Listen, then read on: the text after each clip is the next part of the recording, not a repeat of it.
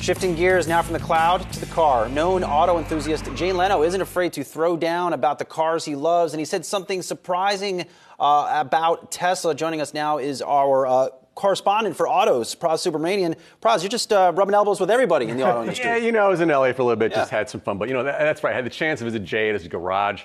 His show now entering its 7th season now. We had a chance to talk a bit more about EVs. And, Jay's had a Tesla Model S for a few years now. And he's, not surprisingly a fan of Elon Musk. And he gives him a lot of credit for the EV transformation in this country, in particular for one reason, and that's charging.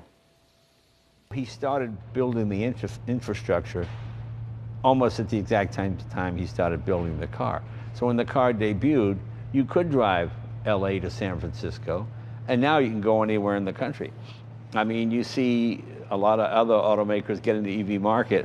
Oh, you can charge it anywhere. No, you can't really. You might, but it's 110. You're going to be here 18 hours, and So I think he should get a certain amount of credit for leading the charge, because before Elon, oh, it's a golf cart. People would joke about electric. Oh, they're slow, whatever it might be.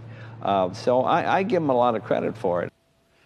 Jay also had some nice things to say about GM and Ford. They're kind of closing the gap to Tesla, and he's impressed by CEOs Mary Barra and Jim Farley, your friends, who are actually, kind of car people in charge as opposed to marketing folks who were kind of in charge in the past. Okay, so speaking of electric cars, California wants EV owners to be judicious charging their cars as well. We do know. So how much does this match with the recent legislation that we've seen there too? So, a week ago, the California Air Resources Board is this big advisory panel that's part of the government. They approved Gavin Newsom's kind of edict to let's ban gas-powered sales by 2035. So, that's in the books, and it's a big deal because a lot of states will follow California's, kind of lead. And then we're hearing now reports about utilities sending letters to people saying to be judicious about their electricity use. And one of the things they say is don't charge your car unless you really have to. So how does that jive with a state that's pushing this kind of EV edict pretty far, right? Banning gas-powered cars by 2035, but you can't even have the grid can't even handle the charging. Well, it shows limitations on broader EV adoption. I mean, the foundation is not there yet.